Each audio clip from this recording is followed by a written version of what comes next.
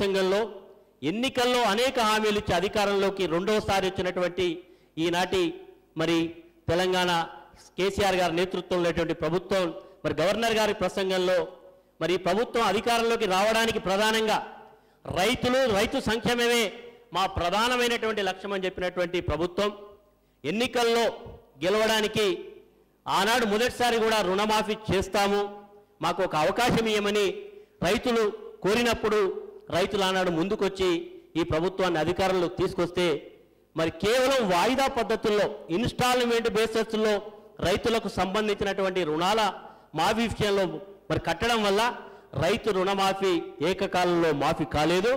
దానివల్ల రైతులకు అందాల్సినటువంటి రుణాలు కూడా బ్యాంకర్ల నుంచి అందలేకపోయింది.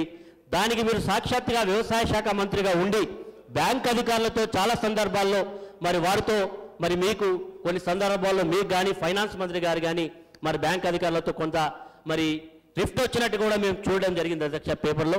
కాబట్టి ఇప్పటికైనా మళ్ళీ మరొకసారి ఎన్నికల్లో మీరు హామీ ఇచ్చారు, మా ప్రభుత్వం మళ్ళీ అధికారంలోకి వస్తే మేమందరికీ కూడా రైతులకు ₹1,00,000 రుణమాఫీ చేస్తామన్నారు.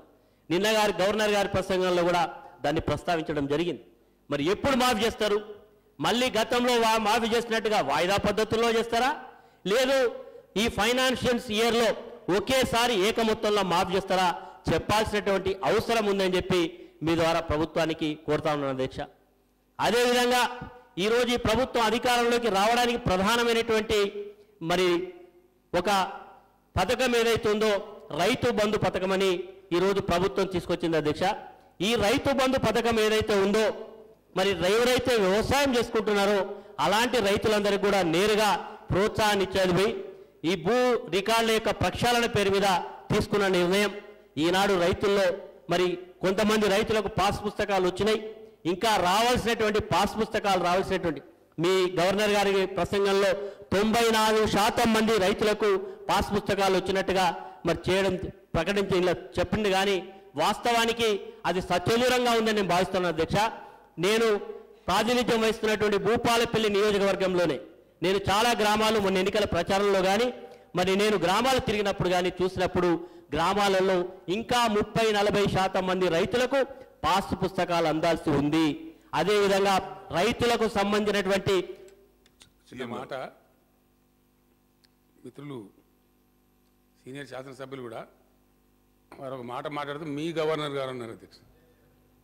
మన గవర్నర్ గారు అది రికార్డులో కూడా ఉంచద్దు అధ్యక్ష, మంచిది కాదు. మన గవర్నర్ గారు, మీ గవర్నర్ గారు కాదు.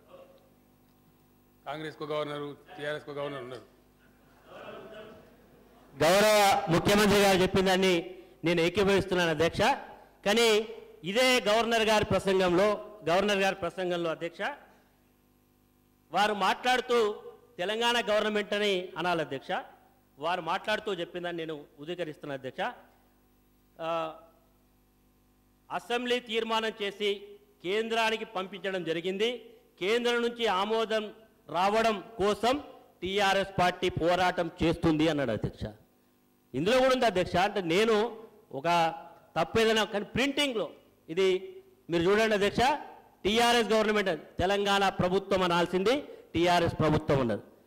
గవర్నర్ గారు రాసిన దాంట్లో మీరు చూడండి అధ్యక్ష, చివరి దాంట్లో ఈ ముస్లిం రిజర్వేషన్ల విషయంలో కానీ దాని విషయంలో మాట్లాడుతూ టీఆర్ఎస్ ప్రభుత్వం ఉన్నది.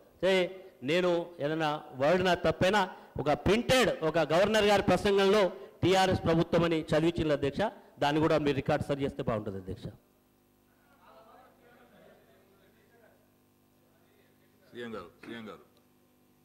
ఇక్కడ ఉన్నది ఏ ప్రభుత్వం ఉందండి? ఇప్పుడు డెఫినెట్లీ టీఆర్ఎస్ ప్రభుత్వమే కదండి ఉన్నది. దాని అబ్జెక్షన్ ఏంటంటే నాకు అర్థం కాదు. అంత ఆత్మవంచన ఎందుకు? మనం ఏ పార్టీ గవర్నమెంట్ ఉంటే ఆ పార్టీ గవర్నమెంటే ఉంటుంది కదండి. పబ్లిక్ ఓటేసింది కూడా టీఆర్ఎస్ పార్టీకే కదా, టీఆర్ఎస్ పార్టీ మేనిఫెస్టోకే కదా. గవర్నమెంట్ ఎక్కడికి వెళ్ళి వస్తాయండి? పార్టీల నుంచే గవర్నమెంట్లు వస్తాయి. డెమోక్రసీ అంత అసహనం ఎందుకండి? టీఆర్ఎస్ అనగానే అంత భరిస్తలేదా మీకు? డెఫినెట్లీ ఇక్కడ ఉన్నది టీఆర్ఎస్ ప్రభుత్వమే, రేపు పోరాటం చేసేది కూడా టీఆర్ఎస్ ప్రభుత్వమే. అందులో ఏం తప్పలేదు అధ్యక్ష. అదేవిధంగా రాస్తాం, ముందు కూడా రాస్తాం. డెమోక్రసీలో రాయకపోతే తప్పండి, రాస్తేనే కరెక్ట్.